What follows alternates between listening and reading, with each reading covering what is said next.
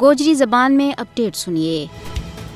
28 مئی 1998 وہ خوش نصیب دیہڑو ہے جب پاکستان نے ایٹمی دھماکہ کر کے پوری دنیا میں پہلی اسلامی قوت کو اعزاز حاصل کیو۔ یہ وہ دیہڑو ہے جب پاکستان نہ صرف پاکستانیاں بلکہ پوری دنیا واسطے باعث فخر بن گیو۔ 28 مئی 1998 جب پاکستان کے کول پاکستان کی ناقابل تسخیر حفاظت اور تحفظ فراہم کرن تو علاوہ کوئی چاروں نہیں تھو۔ حوصلہ افزا گل یہ ہے کہ بھارت کی طرفوں اپنا مضموم عزائم کے تحت ایٹمی دھماکہ کرنے کے صرف 2 ہفتہ بعد پاکستان نے اپنی ایٹمی صلاحیت کو بھرپور مظاہرہ کیو۔ ہر سال پاکستانی قوم 28 مئی نہ اپنی علاقائی سالمیت، خود مختاری اور آزادی کا دفاع واسطے اپنا غیر متزلزل عزم کو اظہار کرے۔